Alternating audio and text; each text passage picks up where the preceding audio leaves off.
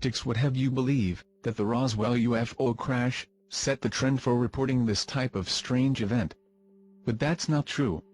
Unidentified objects had been falling from the skies years before that. Here are 5 of the most intriguing cases. 5. Aurora, Texas, 1897. A good 50 years before the Roswell event started the craze, a large UFO allegedly crashed in the small town of Aurora, Texas. The object was silver in color and shaped like a cigar.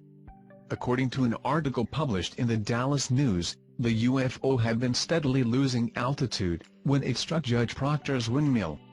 The explosion wrecked the windmill tower and scattered debris over several acres.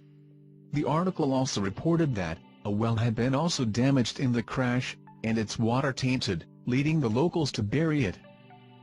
Unfortunately for everyone, at the time of the crash, a spotted fever epidemic was wreaking havoc in the area, so the event quickly faded out of view. Another interesting aspect is that in 1945, Judge Proctor's property was bought by Brawley and Etta Oates. The entire Oates family began suffering serious health problems because they had redug the well. Before her death, Etta became convinced the water was radioactive. 4. Indian Ocean, September 1862. This unusual incident was reported in the May 2, 1897, issue of the Houston Daily Post, and centered around a story told by one of the few men who had survived to tell the story, a Dutch sailor. He had been part of the crew aboard a ship called Christine. In the autumn of 1862, following a storm in the Indian Ocean, the ship sank. The crew members who had been lucky enough to survive suddenly found themselves on a small, deserted island, completely devoid of life. While on the island, they witnessed an extraordinary event. A giant UFO fell from the sky, crashing into a jagged cliff. It was as big as a battleship, and had 4 huge wings on its sides. The men mustered the courage to examine the wreck and, amid the debris, found the bodies of several 12-foot-tall men, with strange clothing and bronze-colored silky beards.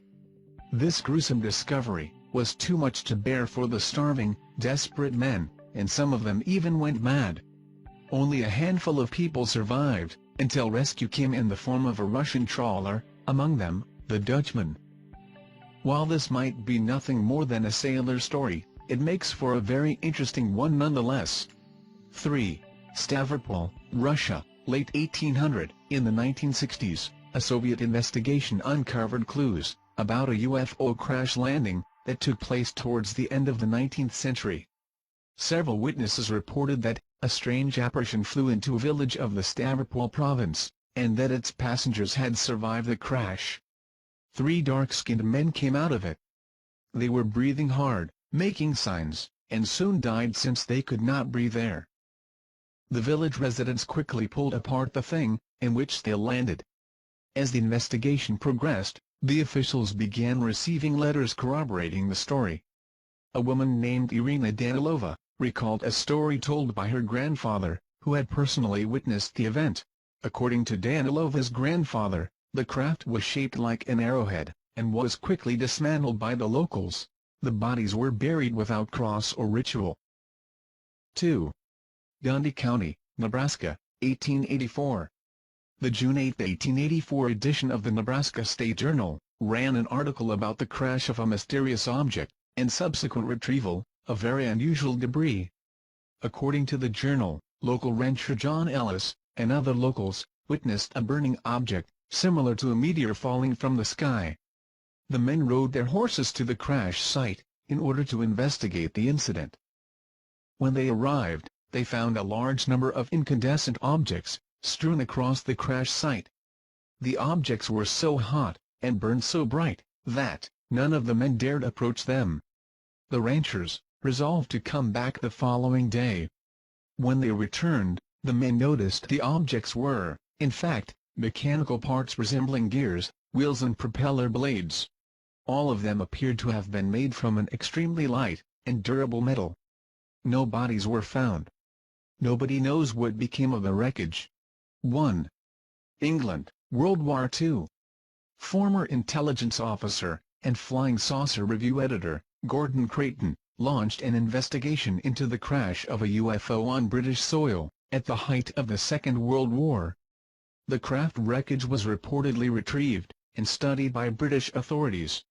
He learned about the incident from a 1955 article, published in the Los Angeles Examiner, by journalist Dorothy Kilgallen. Here's an excerpt: "I can report today on a story which is positively spooky, not to mention chilling. British scientists and airmen, after examining the wreckage of one mysterious flying ship, are convinced these strange aerial objects are not optical illusions, or Soviet inventions, but are flying saucers, which originate on another planet. The source of my information is a British official of cabinet rank, who prefers to remain unidentified. We believe, on the basis of our inquiry thus far, that the saucers were staffed by small men, probably under 4 feet tall. It's frightening, but there's no denying, the flying saucers come from another planet." This official quoted scientists as saying, "A flying ship of this type could not have possibly been constructed on Earth." The British government, I learned, is withholding an official report on the flying saucer examination at this time, possibly because it does not wish to frighten the public. After the article was published, Creighton attempted to contact Dorothy Kilgallen, and ask for further information. She died shortly after, leading the researcher to believe that she had been effectively silenced. But as it turns out, Kilgallen was not the only source of information regarding this incident. Brazilian UFO researcher Olavo T. Fontes also claimed to found out about this retrieval from sources inside Brazil's naval intelligence, but had only sparse details. Another interesting detail was revealed in 1988 by former CIA pilot John Lear. His sources revealed that the UFO had been strapped to a Boeing B-17, and transported to the States,